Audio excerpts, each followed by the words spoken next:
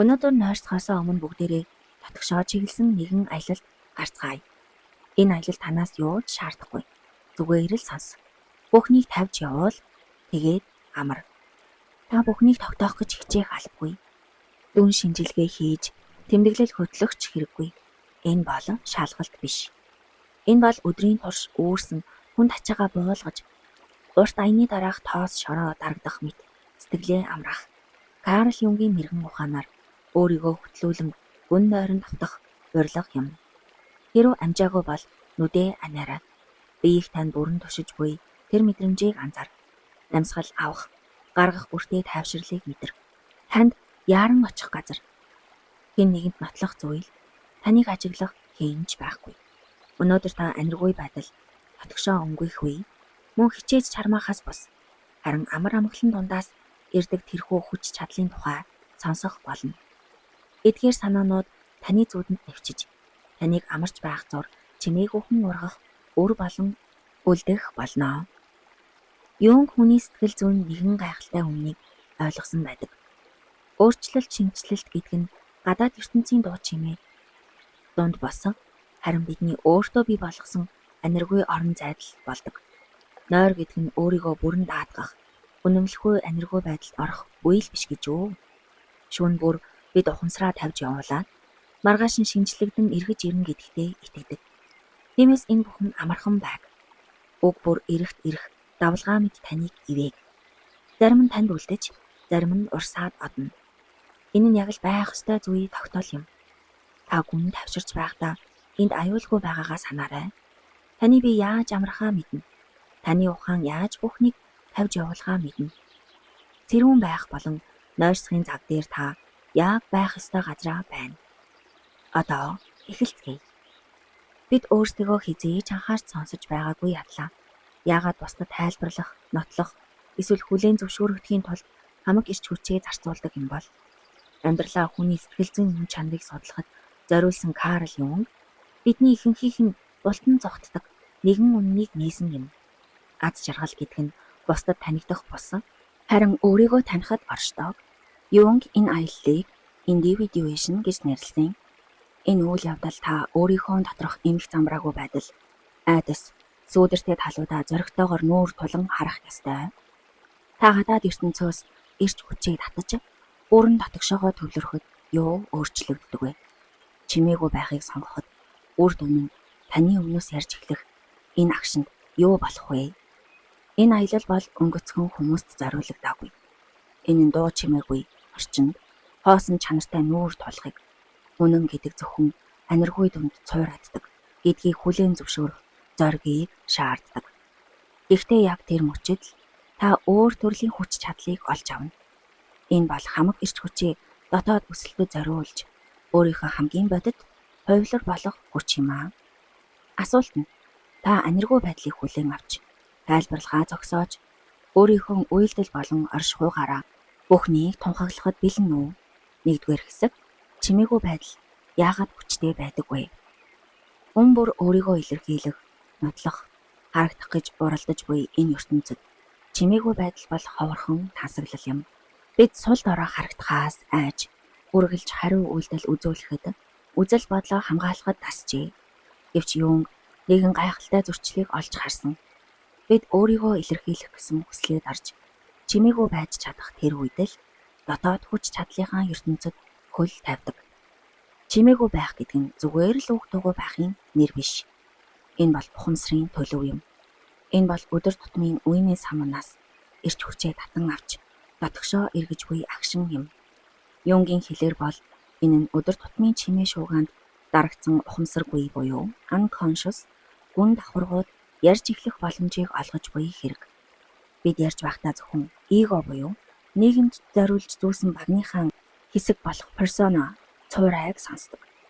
Харин чимээгүй болох үед сүүдэр буюу shadow ил гардаг.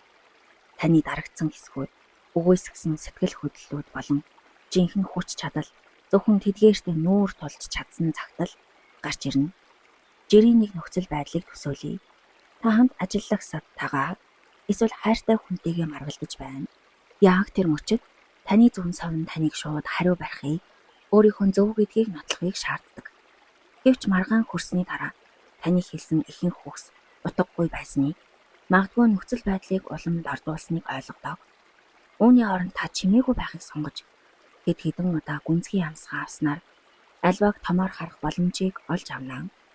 Чимээгүй байх нь ялагдал биш. Энэ бол хяналтын нэг хэлбэр. Энэ бол өөрийн эрч хүч, сэтгэл хөдлөл болон нөхцөл байдлыг удирдах хүч юм. Энэ бол дуу чимээ. Хизээж хүрч чадахгүй тэрхүү хүч юм. Орчин үеийн сэтгэл судлал үүнийг баталдаг. Чимээгүй байх үед тархины prefrontal cortex буюу сэтгэн бодох, шийдвэр гаргах төв ажиллах орон зайтай болдог. Сэтгэл хөдлөлийн саа дотгороос ангижирснаар бид альвааг тодорхой харж зөв сонголт хийдэг. Тиймээс энэ зогсолт нь тархины тэнцвэрийг сэргээж илүү хурц шийдвэр гаргахад тусалдаг. Юнг нэгэнтээ ухамсаргүй байгаа зүйлээ ухамсарлах хүртэл тэр зүйл таны амьдралыг удирдах бөгөөд та түүнийг хувь тавилан гэж нэрлэх болно гэжээ. Чимээгүй байдал бол тэр үйл явцад хүрэх зам юм. Бид чимээ шуугаан донд ухамсаргүй ертөнцөө анзаарч чадахгүй.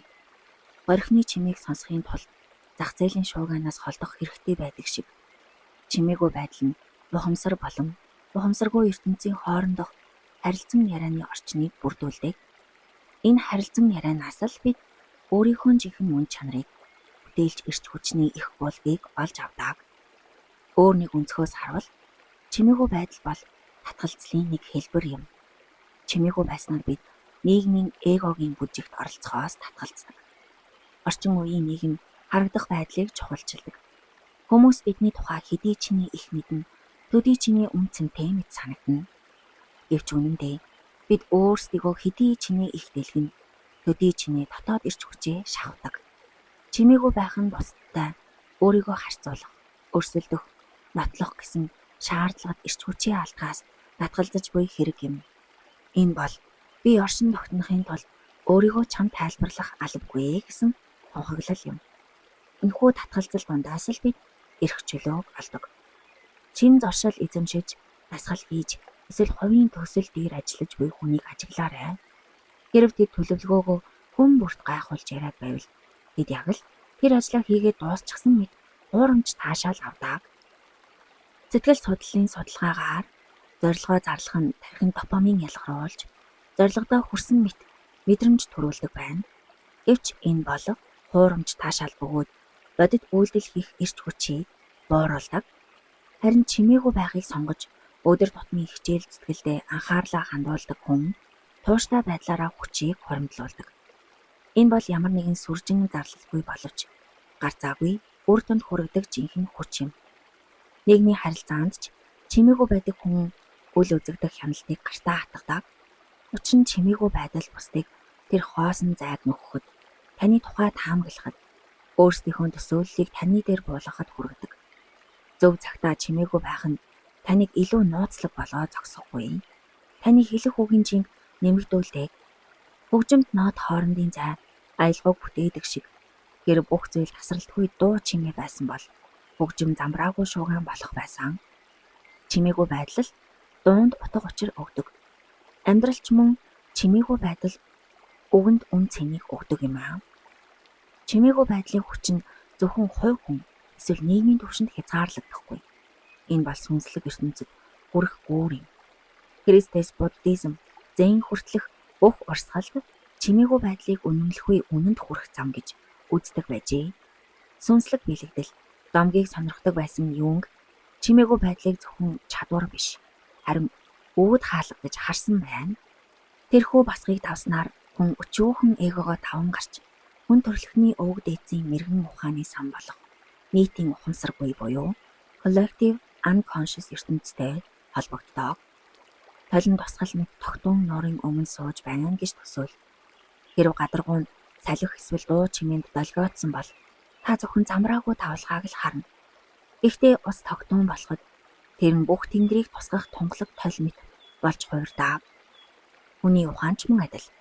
Зөвхөн чимээгүй байдал тэр нь орчлон ертөнцийн үннийг тусгах тунгалаг тойл болж чаддаг. Тийм учраас чимээгүй байдал бол хүч юм. Энэ нь зөвхөн сэтгэл хөдлөлөө хянах, зөв үйлдэл хийх туслаа зогсохгүй. Үгээр илэрхийлжгүй бодит үннийг үн давхартай холбогдох боломжийг олгодог. Магадгүй та чимээгүй байдал таны удаан хугацаанд нүүр тулгаас зүрхшээж байсан зүйлсийг гэрэлтүүлсэн тэр агшныг мэдэрч байсан байх. Хэрв тийм бол сэтгэл хэсэгт бичиж үлдээгээрэй. Энэ нь дурсамж, туршлага эсвэл зүгээр л товчхон өгүүлбэр байж болно. Хэн мэдлээ таны чимээгүй байдал өөрийгөө хайж буй өөр нэг сэрэж магадгүй юм. Аниргүй байдал бол хизээж сул дорой байдал биш. Энэ бол бухралт биш.